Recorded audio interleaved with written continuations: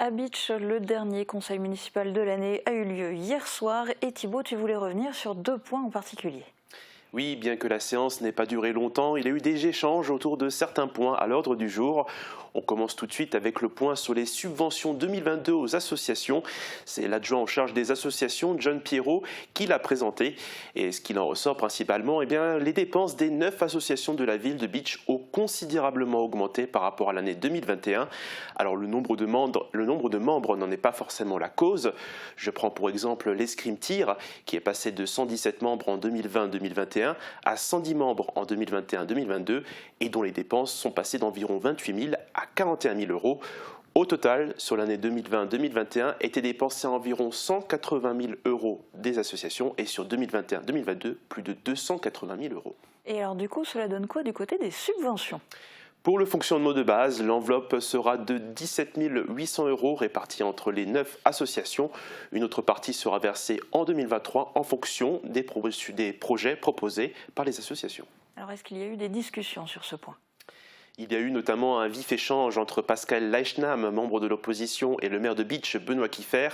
Pascal Leichnam, je le rappelle, est aussi président de l'association des Amis du Fort Saint-Sébastien, qui s'occupe de cet endroit historique de la ville.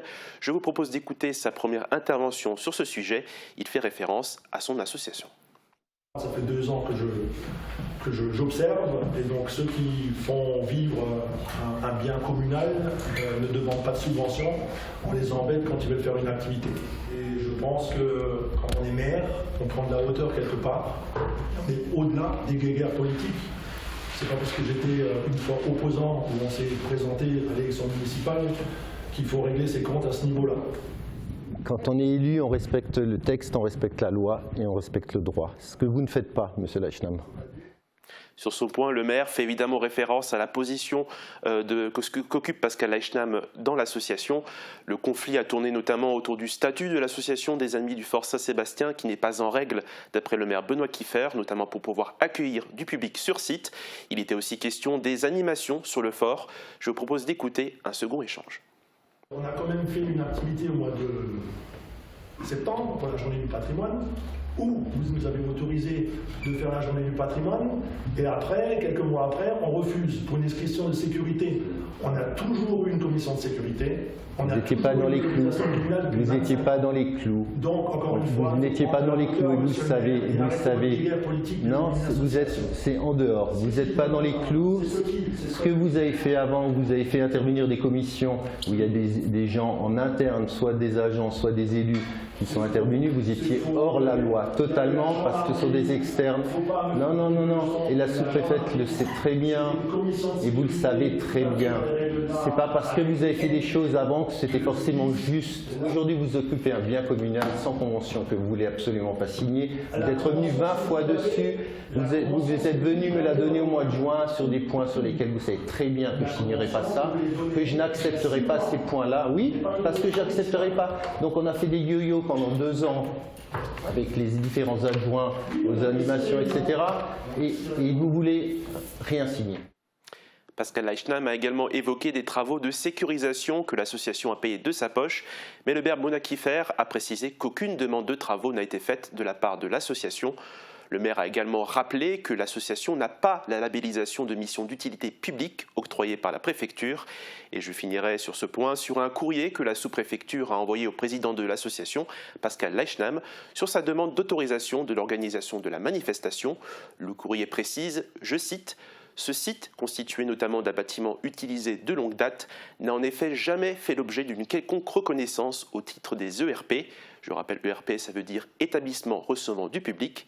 Et plus loin dans le courrier, c'est donc à juste titre et dans le respect de ses prérogatives que le maire de Beach a refusé l'organisation de manifestations au sein de cet établissement qui, en l'état actuel, ne peut recevoir aucun public, même associatif. Il a donc été rappelé de faire une régularisation.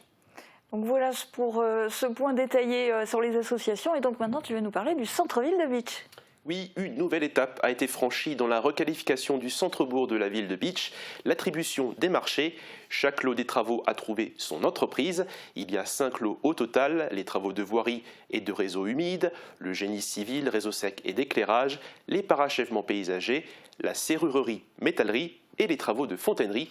Le montant total est estimé à environ 2 750 000 hors taxes. Et l'opposition a-t-elle réagi ? Francis Vogt s'est interrogé sur certains matériaux qui seraient potentiellement démolis durant les travaux. Le maire l'a tout de suite rassuré. La question que je pose aujourd'hui, est-ce que là, on a tenu compte de cette partie-là? Est-ce qu'on maintient tous les matériaux de porphyre, de granit rose, et toutes ces choses-là, ou on le démolit et après, on refait du neuf, alors que c'est quelque chose qui est éternel, c'est de la pierre naturelle. J'ai déjà dit plusieurs fois que le granit qui a été mis en place, tel que vous le voyez rue Foch, et qui, dans le principe, dans le projet initial, la destruction était prévue. Moi j'ai dit, compte tenu de la qualité, si je l'ai déjà dit ça plusieurs fois, compte tenu de la qualité, ça va être maintenu. Une autre intervention a été portée sur les subventions pour ces travaux. Francis Vogt s'est interrogé sur les subventions de la région. On va signer un marché alors qu'on n'a pas la notification de la subvention. Ça, je l'ai déjà dit la dernière fois, on vient de la demander, on n'a pas la notification et on va signer les marchés où on s'engage. Tous les 6 mois, je fais un courrier à l'État en disant s'il vous plaît, ne sucrez pas les subventions, il faut qu'on les garde. Donc je pense en toute franchise que ce chantier doit démarrer. Il a trop duré, c'est un chantier qui est de l'ancienne municipalité. Aujourd'hui, il faut y aller si on ne veut pas perdre de subventions. Parce qu'aujourd'hui, que ce soit le département, l'État, il ne tergiverse plus. Je pense que vous savez qu'Ambition Moselle, aujourd'hui, si vous ne dépensez pas les crédits de l'année, le montant que vous leur avez dit, le reste de subvention, c'est fini. C'est plus comme il y a quelques années. Donc, en termes de subvention, il faut vraiment démarrer, sinon on risque de perdre 440 000 € au niveau de l'État. Les membres de l'opposition ont aussi regretté qu'il n'y ait pas plus de débat et de concertation autour du projet. En tout cas, ils continuent d'avancer. Eh bien, merci beaucoup Thibaut pour ta synthèse.